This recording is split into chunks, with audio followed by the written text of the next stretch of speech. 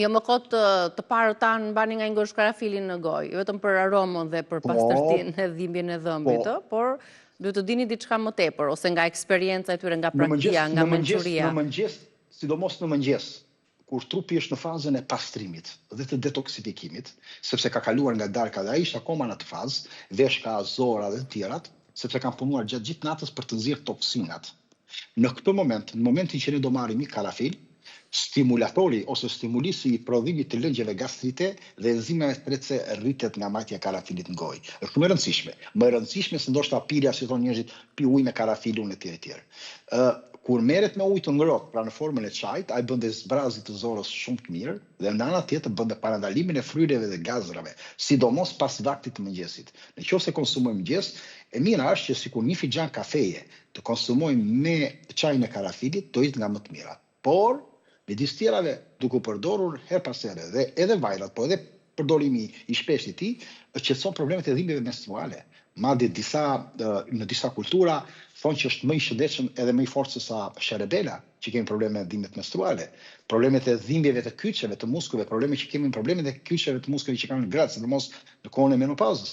Po nga ana tjetër ne dimë që rrit edhe sintezën e testosteronit për problemet e lythave që tham, por edhe problemin e fuqisë potenciale apo edhe për rritjen e elementeve të tjerë, se testosteroni, kemi folur, nuk është vetëm për të, rrit qarkullimin e nivelit të gjakut, por është shumë gjë e mirë. Po mirë, mund të tregojmë mund të themi disa receta ku të kenë gozhdët e karafilit, përveç atyre të kuzhinës, ose ne kemi përdorur shpesh si erës, si plurë, me radhë. Për shembull, më e thjeshta është mbajtja e një gozhde në qarkullim në përgojë, dhe më pas atë dhe e konsumojmë, apo jo? Jo vetëm për të përthithur ato aromë. Derisa të djegi. Që të lëshohet beta-kariofileni, që është baza kryesore dhe flavonoides, që të arrisin qarkullimin e gjakut dhe duke kaluar në nivelin enzimatik, duke rregulluar edhe problemin e kërpurdhrave në gjuhën tonë, por dhe nivelin e prodhimit enzimatik, edhe por gjithashtu edhe për të rregulluar disa probleme edhe me dopaminën, sepse shumë e ngjashme me dopaminën duke influencuar karafili. Kjo është shumë e gjatë. Përveç prodhimit të oksigjenimit në inde, sepse shumë e mirë dhe sidomos për prodhimet, sidomos për organet riprodhuese, sepse ai shton testosteronin, është shumë efektiv në drejtim të problemeve edhe seksuale, mos e harrojmë. Rrit nivelin e fluksit të gjakut, sepse ç'a bën? Rrit nivelin e oksidit nitrik. Oksidi nitrik është nga bazat kryesore. Rrit nivelin e testosteronit tek meshkujt dhe patjetër do rregullojë edhe cilësinë e spermës apo lëvizshmërinë e saj. Nga ana tjetër, rrit nivelin e ndjeshmërisë seksuale tek femrat, nëse konsumohet në një kohë të gjatë gjithmonë, po gjithashtu ul edhe lodhjet mendore.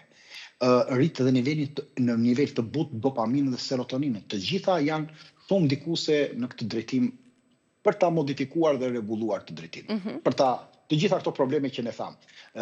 Ndërsa nëse ju në aspektin i mbajtjes karafilit që është i parë, po mos harrojmë që duke mbajtur në gojë, niveli esencial i karafilit nga 70-90% shkon diku te 15%. Mbajtja e lëndës, tipa eugenoli e të tjera, vanilina, taninat, që marrim, nuk i marrim tamam, po i marrim. Kur ne marrim eugenolin, kur marrim këtë karafilin, ne pastrojmë dhe mishat e dhëmbëve, se është antiseptik i mirë, ul nivelin e baktereve, por ul edhe prishin e dhëmbëve. Mos e harrojmë këtë gjë, qetëson dhe inflamacionin.